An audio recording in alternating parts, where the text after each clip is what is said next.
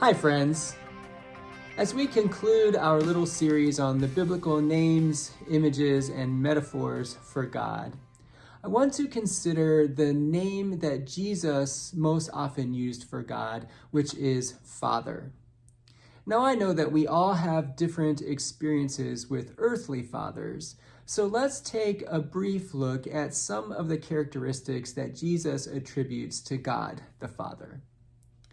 In Matthew 7, Jesus says to the crowds during the Sermon on the Mount, "Is there anyone among you who, if your child asks for bread, will give a stone? Or if the child asks for a fish, will give a snake? If you then, who are evil, know how to give good gifts to your children, how much more will your Father in heaven give good things to those who ask him?" So here we learn that God the Father is good and desires the good of his children. He listens to the needs of his children and provides what we need for life and wholeness. We also learn that God the Father is in heaven. And that does not mean that God is distanced and detached from us. Clearly, God is close enough to listen to our needs and provide for them. But to say that God is in heaven is to affirm that God is above all of the chances and changes of life. God is aware of them. God cares about them and how they affect us. God gives us strength and courage and patience to get through them. But God is not shaken or surprised or otherwise foiled by them. Also, affirming that God is in heaven keeps our eyes up and forward as we look to him, so that our perspective is enlarged from this one moment to eternity. In Luke chapter 12, Jesus says, "Do not keep striving for what you are to eat and what you are to drink, and do not keep worrying. For it is the nations of the world that strive after all these things, and your Father knows that you need them."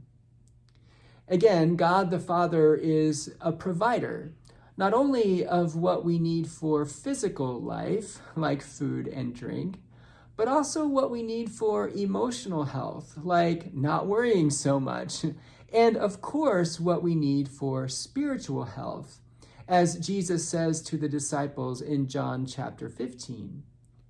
"My Father is glorified by this, that you bear much fruit and become my disciples.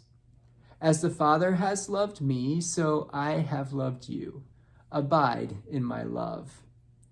If you keep my commandments, you will abide in my love, just as I have kept my Father's commandments and abide in his love.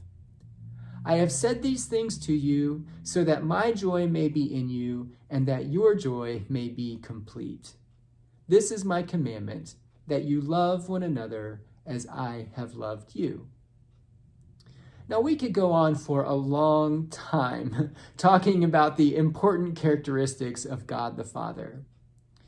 One that I especially appreciate is that God is forgiving. When we, his children, rebel, disobey, turn away, run away, or otherwise disappoint or offend God, God's reaction is not to crush us. Instead, God forgives us. God's heart may break, but God always extends a hand of forgiveness.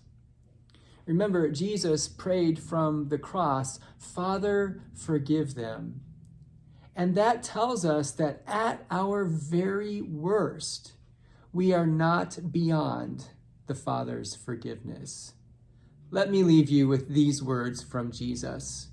He spoke them to the disciples, and I believe that they are as true for us as they were for the 12. In John 16, Jesus says, "For the Father himself loves you, because you have loved me and have believed that I came from God." Brothers and sisters, our Father loves us, forgives us, and provides all that we need for this life and the next. Thanks for listening. I'll see you again soon.